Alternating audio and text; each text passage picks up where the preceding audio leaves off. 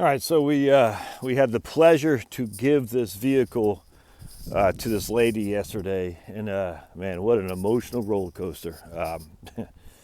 Woo, that was tough, in a good way, So the premise is that she had, some folks at the staff at Cambridge High School here in Milton were putting together like a Christmas gift for the young kids that this woman had taken over as guardianship when her sister died. And so they're all gathered around, kind of like if you go through like the front corridor of the school, and there's an office to the left, like the admissions office. They're all gathered in there, and it's crowded in there. It was fun. All right? And Charlotte and I and Chloe were all there. We didn't go in there just because it wasn't our place necessarily. But remember, the backstory here is that this lady, her sister had died, and it turns out it was like in childbirth or something around that time. And she literally just had a brand spanking new baby. All right, and then and I'm not sure exactly how she died. I just know that her sister moved in, her 4 kids, her pregnant sister and the 4 kids moved in with this lady and her husband. And you can put 2 and 2 to work. You can make the connection there that something was not happening right with the sister's relationship. How or why she died, I don't know. Either way, there are 4 children and a pregnant sister. The sister dies, and there's a 5th. So they're all gathered around in there, passing presents to the kids, which is cool.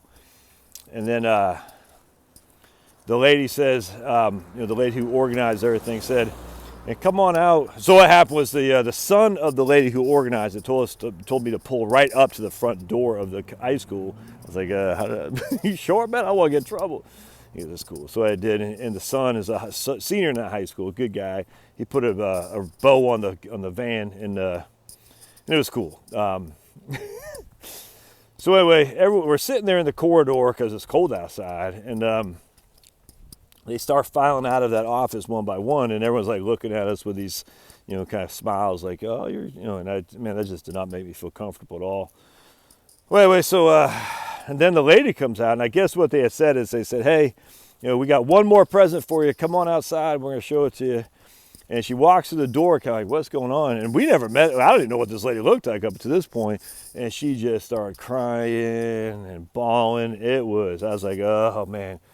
So, I've got tears in my eyes, and I'm just like, this does not make me feel comfortable at all. And Charlotte's got tears in her eyes, and Chloe, she was trying not too hard to cry because she said if I started crying, I'd never stop. It was nuts. And then the husband came over to me. He's like 6'4", tall, good-looking guy. And he says, he hugs me. I said, I looked over the van. I said, "Oh, man, I forgot to take off the Pat the Patriot front tag. Because in Georgia, you don't need tags on the front of your vehicle." And I said, "Man, I hope you're and he had an Atlanta Braves hat on. I said, "Man, I hope you're a Patriots fan." And he goes, "Nah, man, I'm the Falcons fan." It was actually pretty funny. But anyway, so this lady gave us a hug, and it was just nuts. And I got to talking to him, and then, just showing him, "Look, man, we got some." So I'm going to request to ask of you all here in just a second, but I got to sharing him, the specifics of the car, and, how the side doors open electronically. I didn't have a baby seat. I guess they do, hopefully. And then the lady said, "What? So you don't think we could fit all 7 of us in my Prius?" It's pretty funny. But, obviously she was very grateful, and that's great. I mean, that makes you feel good, without question. But I just, the issue that, for me, is just, I think about it from the guy's perspective here. Obviously the woman, don't get me wrong, but from a man's perspective, all right, so here's a young guy, going places. He marries his lady, presumably the lady of his life. They're building a life together. Obviously, he knows about his wife's sister's problems. Whatever those are, I don't know, but obviously he knows about that. Anyway, sister dies. Next thing you know, this young guy's got 5 kids that aren't his to take care of. You know what I'm saying? 5 kids. And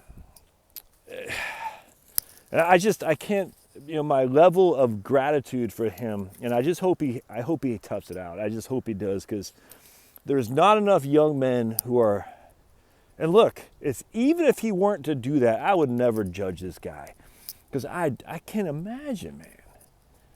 But there's so many young men who don't abide by their obligations, and this guy, it's not even his obligation.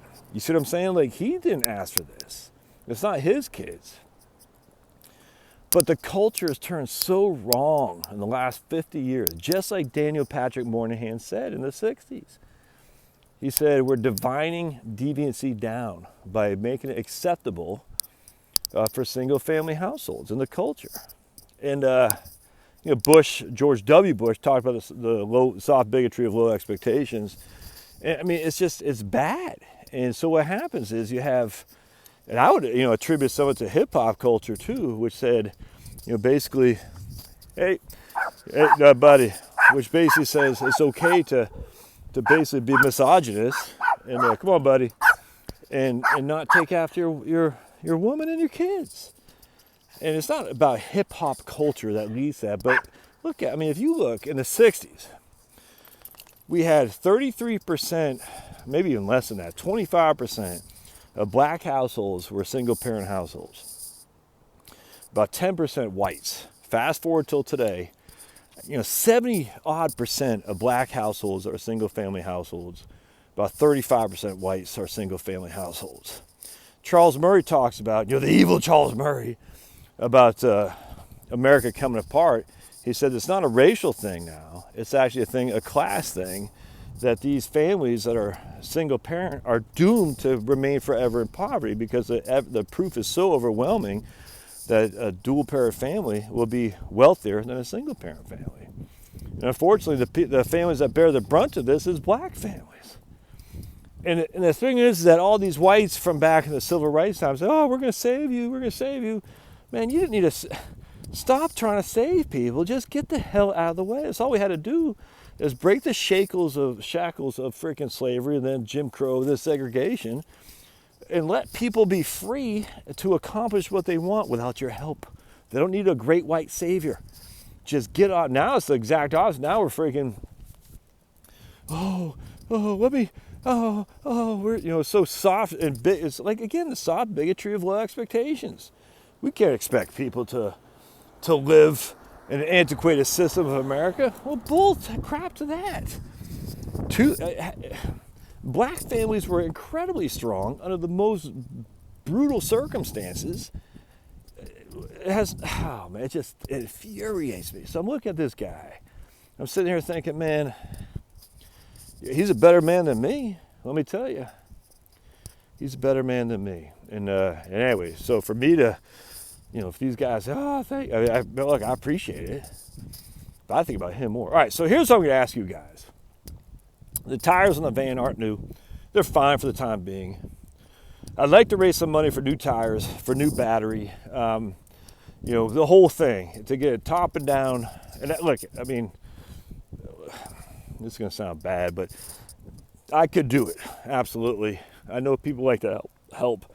We did just pay for a up and down detail. We just paid for a new windshield. So I'm gonna see if anyone wants to help out a little bit with new tires, new batteries. And so I'm gonna go on Subscribestar.